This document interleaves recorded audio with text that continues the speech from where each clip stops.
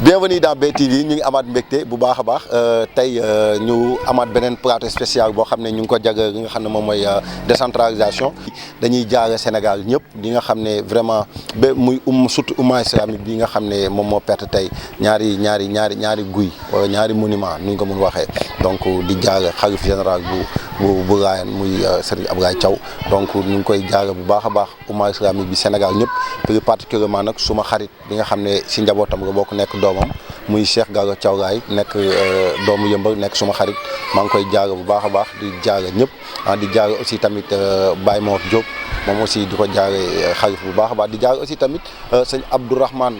Seck bu xalif Thiénaba donc moom aussi ñu ngi koy jaare donc vraiment di ko jaare Sénégal yëpp donc on va parler sur la décentralisation que bon voilà tey mooy journée africaine de la décentralisation ñu war ci seq waxtaan ak ki nga xam ne moom mooy Cheikh Ndong Cheikh maa ngi Awdi maa ngi lay fay di la ziar nga may ma rek balaa ma nuyoo ma jaale Sénégalais yi ci tiis bi nga xam ne xëy na dal suñu kaw ñun ñëpp muy wàccu liggéey ñaari nitu yàlla ñaari nitu diine xalifa général des Layènes ak xalifa général Thiénaba ñu nekk ay biddéew yu fànq ñu ñaan yàlla taas ñu si seen barke fa ñu jëm yàlla yenentu bi teeru leen di masawu communauté Layène bi nga xam ne fii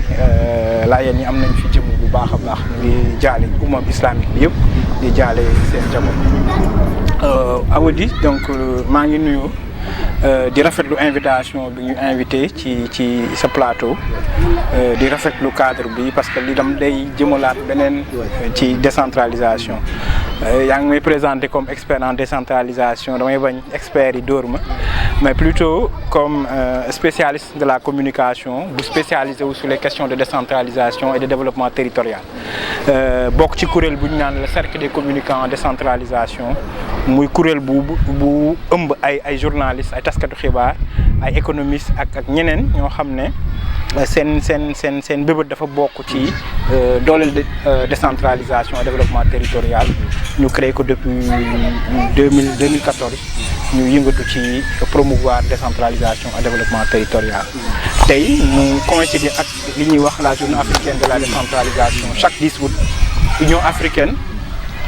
dañoo daje woon ci benn ndaje bu mag Malabo en 2014. ñuy wote lu ñu naan la charte africaine des valeurs et principes de la décentralisation charte boobu nag moo digle ne chaque 10 août nañuy célébrer la décentralisation pour ñu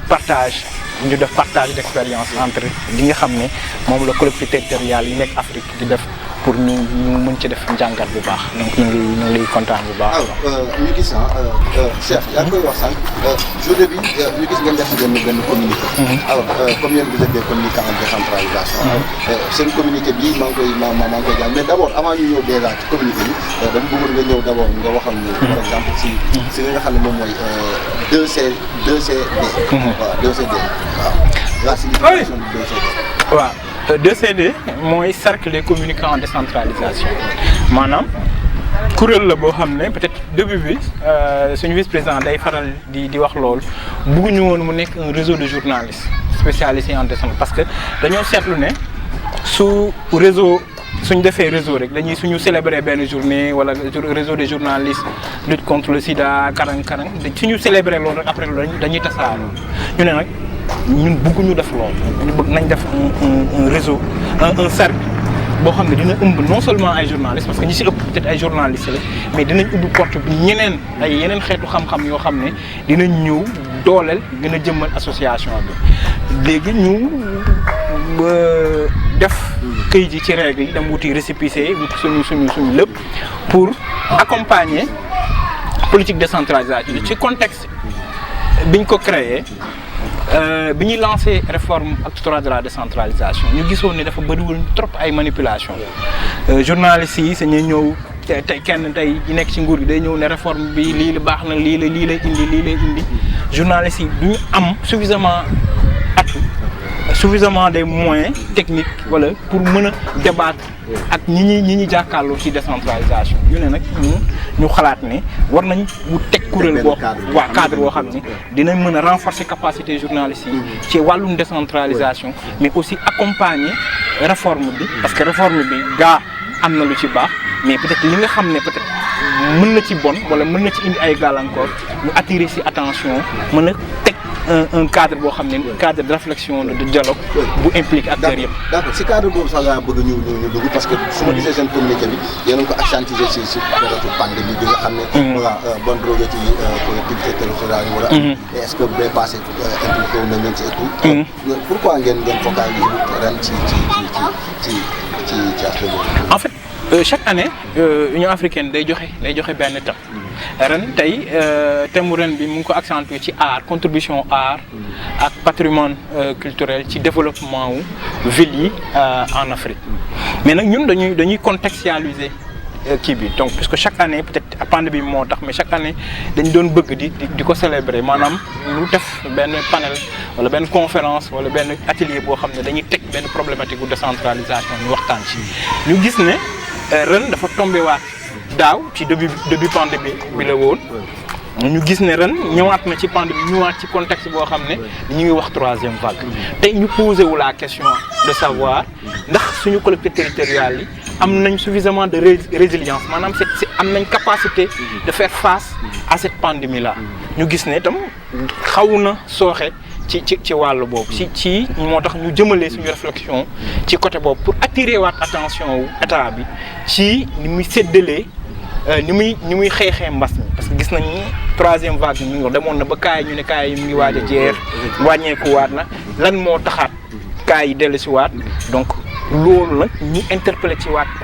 état bi nga xam ne moom moo transféré ay compétences di fàttali ni santé compétence transféré la mais soo xoolee début bi ni ñu géré woon mbas mi ak communication beeg yooyu noonu tu as l'impression que état bi moo centralisé lépp ci riposte bi biñ ci def da ngay gis ne lépp ci état bi lay jógee ministère bi moo gère ñu fond Covid 19 ñun nag ñu yaakaaroon ne état am na ci wàll parce que ci pandémie bu mel noonu boo xam ne ci àdduna bi dëkk yi gën a am doole ci àdduna bi France États-Unis Chine sonal na la sàkkamtuma dëkk yu mel mais ñu jàpp ne tam suñu renforcer woon collectivité territoriale impliquer leen davantage ci stratégie de riposte bi dina gën a efficace donc ñun ñu constaté waat ni tam collectivité territoriale yi taxawaay bi ñu ci waroon am taxaw xaw na sooxee na nag. kon si je comprends bien voilà ak décentralisation bi bien vrai que yaa ngi koy wax léegi ñu que ne santé compétence transférée donc mais accompagnement bi état bi waroon def par rapport ak collectivité implication bi da nga jàpp ne moom moo manqué xam nga daaw dañoo gisoon benn image bu xaw a symbolique ñu gis benn maire ville yëkkati xaalis di ko jox ministre bi ne ko contribution ville bi ci xeex mbas mi ñu jàpp ne nag ñun tey le contraire moo waroon am parce que tam xeex tam ni ñuy xeexee mbas mi Touba mën na bañ a bokk ak ni ñuy xeexee mbas mi Yëmbal wala ñi ngi koy xeexee Kébémer parce que dëkk bu nekk am ay réalité tey soo gisee ñu ne riposte communautaire maanaam du nekk rek médecin bi moom moo qualifié pour wax ci loolu tey ñu ngi ciy déglu kër diine yi kilifa diine yi ñu ngi ciy déglu ak ñeneen porteurs de voix donc ñooñu ñëpp dañ leen war a impliquer loolu la ñuy wax nag acteurs territoriaux yi ñëpp ñi nga xam ne dañuy intervenir ci territoire bi journaliste bi ingénieur bi étudiant bi élève bi imam bi prêtre bi curé bi ñooñu ñëpp am nañ ci wàll loolu dañ leen ci war a impliquer parce que ñooñu ñëpp am nañ ci. mais kan moo war a impliquer ñan nga war a impliquer. non ci loolu ci stratégie état bi la war a nekk donc état bi moo war a jëlee. loolu ci kaw mu wàcc ci collectivités territoriales yi collectivités territoriales itam mën a impliquer. kon si je comprends bien vous voulez me dire que voilà les maires ñi nekk à la base ñoo war a impliquer peut-être ces personnes ressources là ci combat. si parce que xam nga mbiru ñu ñuy waxee décentralisation état day jël ay pouvoirs yu mu amoon parce que xam na ne mënta gérer lépp mu ne wàccee na loolu ci pouvoir yooyu ci collectivités territoriales yi collectivités territoriales itam dafa am. territoire bu nekk ñu ne dafa am lu fay dund dañuy imam mu ngi fa prêtre baa ngi fa nit leneen ak leneen ñu ngi fa ñooñu itam dañoo am ay cible tey journaliste bi mën na am cible am mën na waxee ñenn ñii rek ñooy dégg mais peut-être sëriñ bi su waxee am na ñeneen ñuy dégg su fekkee ne nag yow mi peut-être communicant bi wala leneen bi yow mi nekk ministère wala nekk ci bërëbu fajukaay bi yow kese yaay war a mën a wax def sensibilisation pour wax attirer attention nit ñi feebar bi am na parce que soo gisee problème bi bu ñu gën a am da ngay tu as l'impression que nit ñi gëmuñu ni feebar bi am na wala parce que ñi ci war a wax peut-être est-ce que wax nañ ci suffisamment wala tey nga xëy nga dégg lii suba nga dégg beneen question population voilà mais nag suñu harmoniser woon stratégie ba nga xam ne ñi ci war a wax dinañ ci wax te ñi nga xam ne suñu waxee nit ñi dinañ leen déglu dina gën a am impact ci communication bi ñuy def dinañ xeex bi ñuy xeex mbas mi dina gën a am doole. donc si je comprends bien yéen implication bi war a am ci yéen dañoo war a impliquer ci yéen. non en fait waxuñu sax ñun. c'est-à-dire comme ça pour que ngeen mën a ay stratégie de communication yoo xam ne peut-être les collectivités nañ ko mën a mener pour que. xam nga man ñun dañoo jàpp ne en matière de communication wala sensibilisation tout est question de cible ñu koy wax ci communiqué bi cible ku ci nekk ci ñooñu ma lim am na cible boo mën a atteindre mais ci début bi ñuy waxee tey bi ñu mbas mi commencé état bi ministère de la santé à travers ministère moo gère affaire bi yëpp comprendre te mbas mi ci territoire yi la nekk est-ce que comprendre nga fi may waxee mbas mi ci territoire yi la nekk nekkul biir ministère donc ci territoire bu ci nekk am na gox am na collectivité territoriale bu fa nekk ñooñu suñu wàccee woon les moyens en termes de sensibilisation ñooñu produire ay support dem ci askan bi loolu tam dafa laaj ay moyens parce que tey malgré compétence transférée la mais tey li ñu seetlu mooy collectivité territoriale yi nga xam ne am nañ capacité financière mën a assister seen structure de santé ça pose problème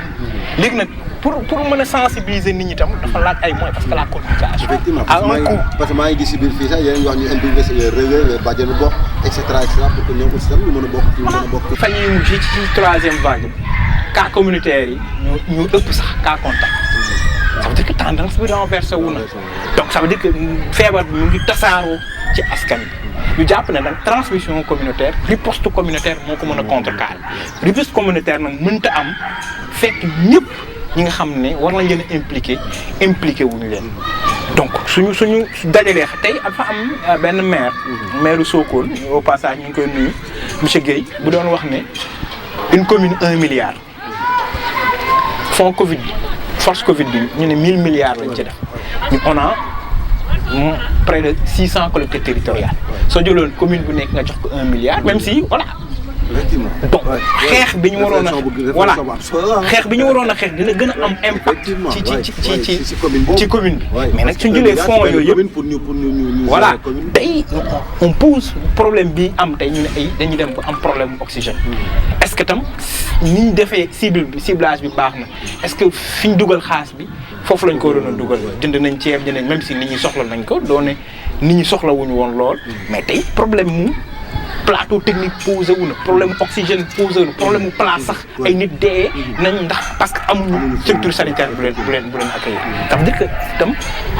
il faut que ñu gën a impliqué waat nit ñi à la base ñu gën a renforcer les collectivités territoriales en termes de moyens pour ñu ñoom ñu mën a porter ce message de sensibilisation et de communication pour ñu mën a contrecarrer. en tout cas Cheikh. li nga am na solo trop man peut-être benn témoignage rek man personnellement bokkoon naa si ñu wax ne non est-ce que affaire bi ay communication mais par contre ba ma may accès ci yenn district sanitaire yi ba ma demee def reportage. j'ai vu yoo xam ne mënu ma ko wax. xam nga donc c'est juste pour dire que ne voilà affaire Covid bi su troisième vague bi c'est l'affaire de tout le monde. man yow keneen ak keneen ku nekk daf ko war a jël def ko seen bopp. je vous dis que ne voilà am na xam ne boo dindee seen oxygène bi dee. on a vu ça on a vu des gens médecins bi da nga xam ne kii tey boo dindee oxygène bi du def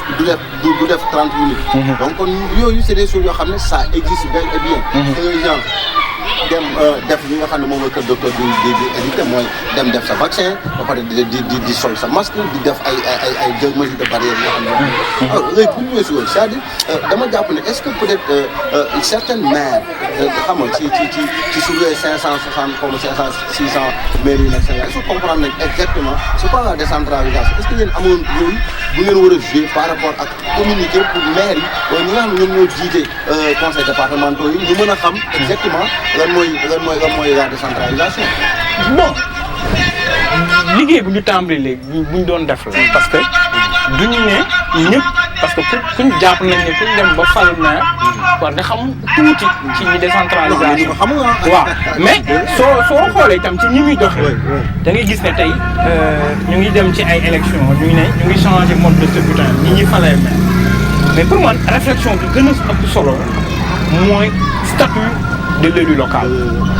il faut tam ñu poser wu la question est-ce que nit ñuy fal si suñu conseil municipaux yi ñooñu nekk nañ à la hauteur parce que mënoo nekk maire te nekkoo